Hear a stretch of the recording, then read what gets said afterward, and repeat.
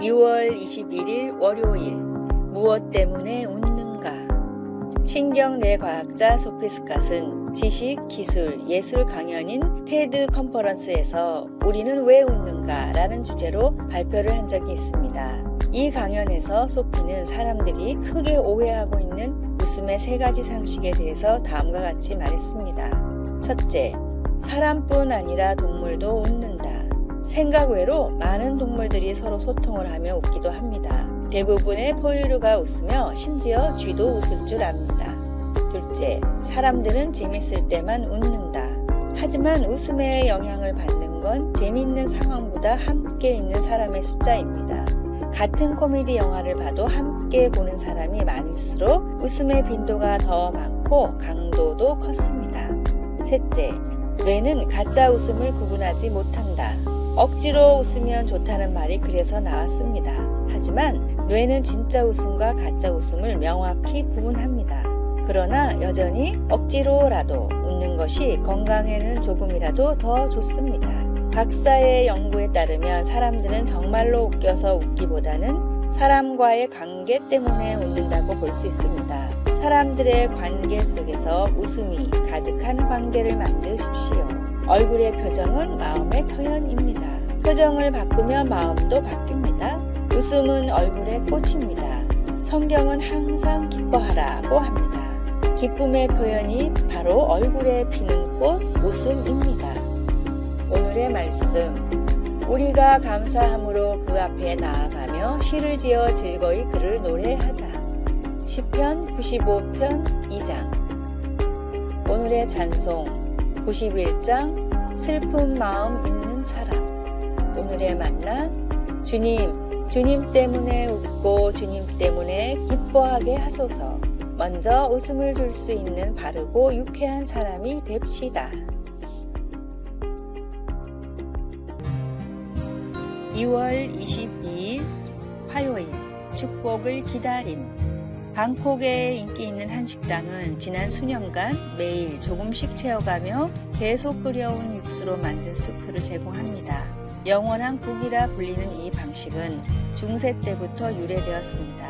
가끔은 남은 음식이 며칠 후 더 맛있어지는 것처럼 오랫동안 끓이면 맛이 우러나와 독특한 맛을 만들어냅니다.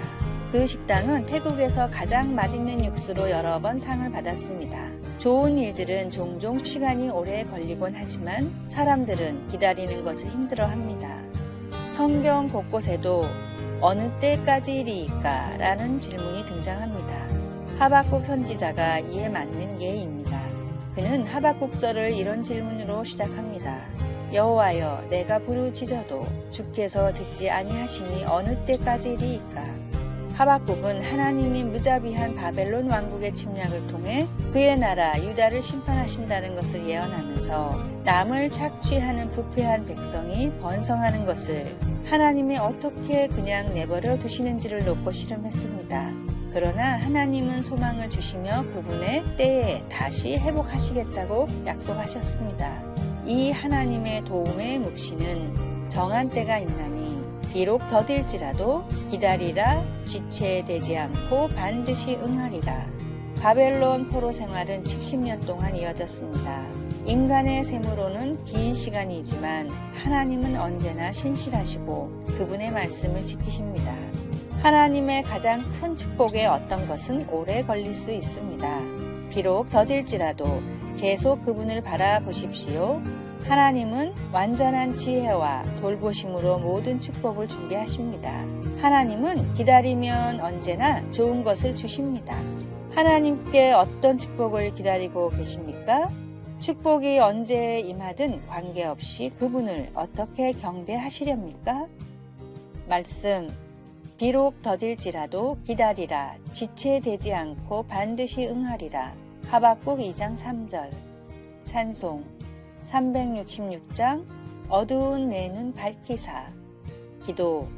제 삶의 모든 시기에 선하시고 신실하시니 감사합니다. 무엇보다도 하나님을 기대하며 바라보게 하소서. 아멘. 2월 23일 수요일. 한턱의 정의. 평소 친하게 지내던 회사원 2명이 저녁을 먹으러 갔습니다.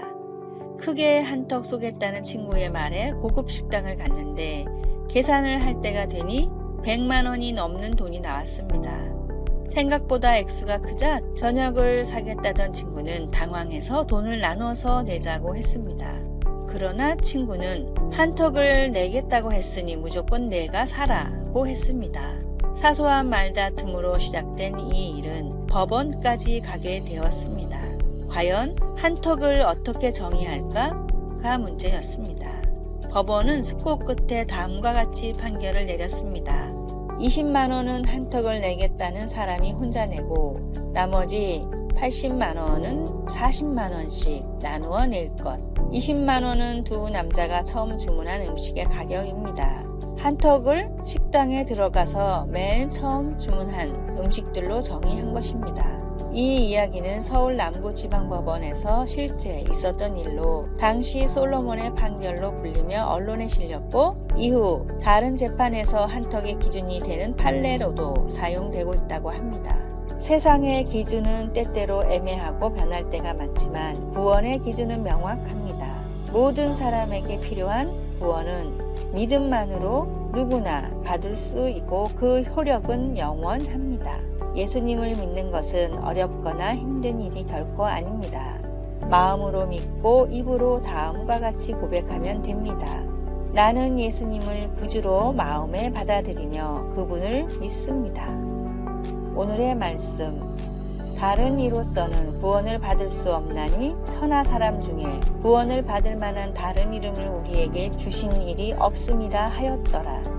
사도행전 4장 12절. 오늘의 찬송 285장 주의 말씀 받은 그날. 오늘의 만나 친절을 베풀 때에도 주님이 주신 지혜로 합시다.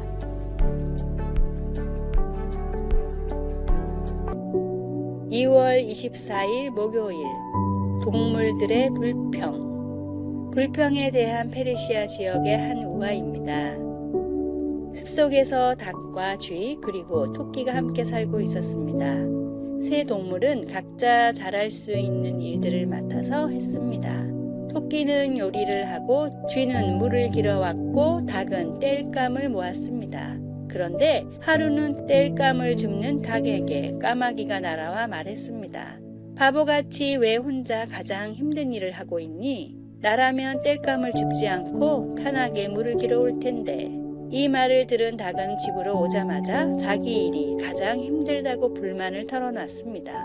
결국 닭의 제안으로 서로의 담당이 바뀌었는데 나무를 하러 간 토끼는 늑대에게 잡아먹히고 물을 뜨러 간 닭은 부리로 물통을 제대로 들지 못해 물을 길다 빠져서 죽고 말았습니다. 쥐는 부엌에서 기다리다 못해 혼자서 땔감을 구하고 물을 기르려고 하다가 굶어 죽었습니다. 페르시아 사람들은 이 우화를 통해 불평 한마디가 때로는 평지풍파를 일으킨다는 교훈을 가르칩니다. 작가 라이트는 불평과 잔소리를 한마디씩 할 때마다 당신의 가정은 무덤으로 들어가고 있다라고 했습니다. 가정, 직장, 교회, 어디에도 불평과 불만이 쓸모 있는 곳은 없습니다. 우리 마음밭에 원치 않는 씨앗이 날아와 싹을 틔운다면 당장 뽑아버려야 합니다. 교만, 시기, 비방, 욕심, 불평 같은 잡초를 싹이 날 때 뽑지 않으면 마음은 잡초로 가득 차 버릴 것입니다. 말씀, 여호와 앞에 잠잠하고 참고 기다리라. 자기 길이 형통하며 악한 꾀를 이루는 자 때문에 불평하지 말지어다. 시편 37편 7장. 찬송 427장 맘 가난한 사람. 기도, 하나님의 사랑과 평강으로 마음을 가득 채우소서. 어떤 상황에서도 항상 먼저 감사의 제목을 찾아 감사합시다. 아멘.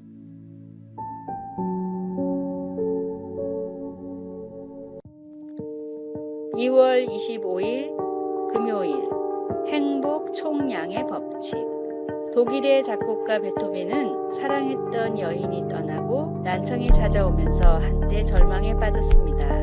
현실의 무게를 견딜 수 없었던 그는 어느 수도원을 찾아갔습니다. 수사를 찾아간 베토벤은 힘들었던 사정을 털어놓았습니다.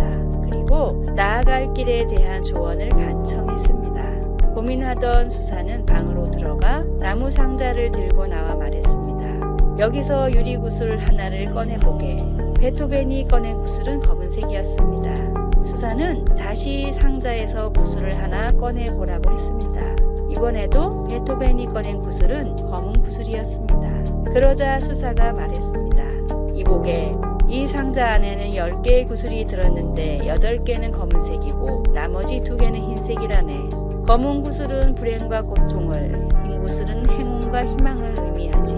어떤 사람은 흰 구슬을 먼저 뽑아서 행복과 성공을 빨리 붙잡기도 하지만 어떤 이들은 자네처럼 연속으로 검은 구슬을 뽑기도 한다네.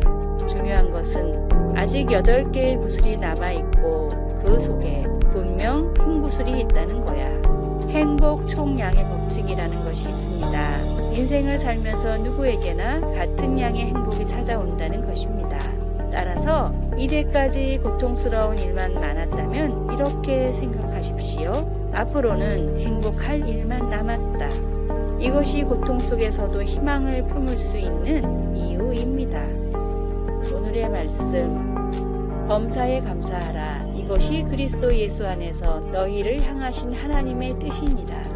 데살로니가 전서 5장 18절. 오늘의 찬송 428장 내 영혼의 햇빛 비치니.